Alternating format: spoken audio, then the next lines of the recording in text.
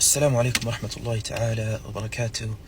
Brothers and sisters in Islam, inshallah we're all doing well, and may Allah subhanahu wa ta'ala give us all goodness. Ya Rabbil Alameen. The message that I want to share with myself and with you is the following.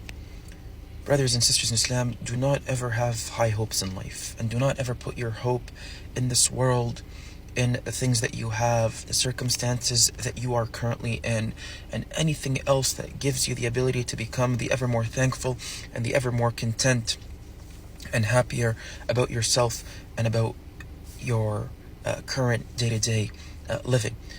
And the reason being, brothers and sisters in Islam, is the following. When you put your commitment into the things that you have, they are things that are bound by the control of Allah subhanahu wa ta'ala. When you put your hope in the things that give you peace, you are bound by the things that are in the control of Allah subhanahu wa ta'ala. When you put yourself and your hope in that one relationship that you're overworked by or that you're trying so hard to achieve, you are putting your trust in a matter that is only in the power of Allah subhanahu wa ta'ala. And what does this come with? This comes with a lack of self-trust and a lack of self-confidence and a lack of having the ability to feel composed. You will always realize that people who put their lives and their hearts into the things that give them happiness in life, they are always bound by the things that they see in front of them. Their feelings, their satisfaction, their ability to move on in life, and their ability to move forward in life is always tied with that one blessing that keeps them grounded with internal and external satisfaction. And why is this so critical for us as Muslims? This is critical for us as Muslims in two very principled yet pinnacle foundations within ourselves, to ourselves. One, when you put yourself in line with the blessing that keeps you happy, you are bound by the circumstances in which play out as a result of that blessing. If it goes well, I'm well. If it doesn't go well, then I'm not well. Secondly, it affects your relationship with Allah subhanahu wa ta'ala.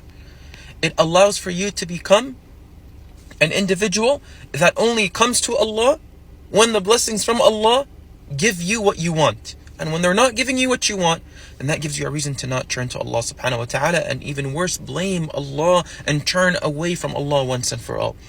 And this is why it is extremely important, brothers and sisters in Islam, that you understand the following principle. And that is self-reliance upon Allah Azza wa Jal.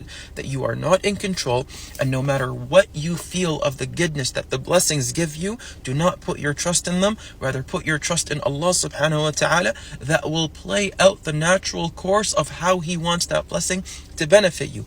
Either for it to become a test so that you turn to Allah in the shortcomings that you've given yourself as a result of that blessing, turning you away from Allah and putting your reliance upon it, and allowing for that blessing to not become a means, or for it to become a means of khair for you. So the blessing could either bring you to Allah, or it could either turn you away from Allah. But do not attach yourself to the blessing in a manner where Allah will utilize it to test you so that you turn back to Allah subhanahu wa ta'ala.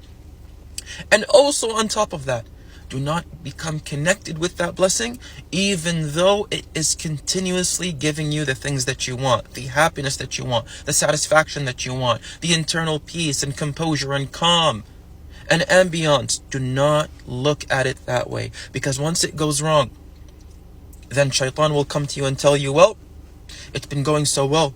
And if it's been going so well, then why did Allah subhanahu wa ta'ala fail you now? And this is what Imam Ibn Ata'illah al-Iskandari, Qaddasallahu sirruh, the great Maliki Imam, he says in his book, in his Ata'iyah, the luminaries of Imam Ibn Ata'illah. And this is a very great book that I recommend that you all visit, inshallah, and that you all read whenever you get the chance. He says, your reliance upon what has missed you and your reliance upon what you have is an ignorance upon yourself of not knowing the true matter of your existence. And I'm paraphrasing here what he says. That is so profound. And the reason why it's so profound is the following. Basically, he tells you, you focusing on the things that you want and focusing on the things that have given you goodness, and missing the goodness that relies and that lives with Allah, is the ignorance of you not realizing at the end of the day that you're not in control. And the blessings that you have around you, they could either be used against you, or they could either be used for you. And by for you here, we mean that If the blessing continues to offer the goodness that it's been offering you, then you will come to the realization one day that it will turn you away from Allah, it will turn your focus away from Allah, it will turn your reliance upon Allah, and you will put your iman and your reliance upon that blessing. And once it goes wrong, then you will also go wrong with Allah. So he says, in both circumstances, whether things are going the way you want them to go, or whether things are going exactly the opposite way of how you want them to go, do not put your blessing, do not put your heart or your soul, do not put your heart, your feelings upon the goodness that you feel from those circumstances, but put them through Allah. Put your feelings with Allah Azza wa Jal, and tie your soul with your Lord Azza wa Jal, in knowing that in either circumstances, whether it goes right or whether it goes left, whether it goes for you or whether it goes against you, you will always understand that it is Allah that destines what He seeks of benefit for you, though you may not see the fruit, or though you may not see the wisdom behind it. So brothers and sisters in Islam, the message I have for you is the following. Whether you're enjoying your blessing or not, whether you're being tested through the blessings that you have or not, understand the following.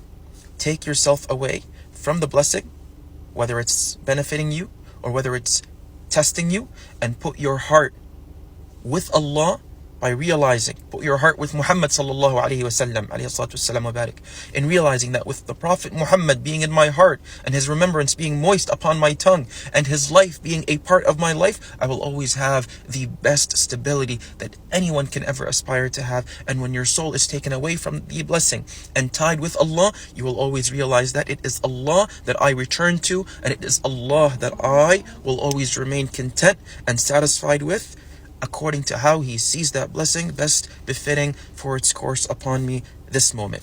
And in both circumstances, wallahi, thumma wallahi, thumma wallahi, you will always win, and you will never go through a moment of ingratitude. So may Allah subhanahu wa ta'ala give us this understanding. Allahumma ameen ya rabbil alameen.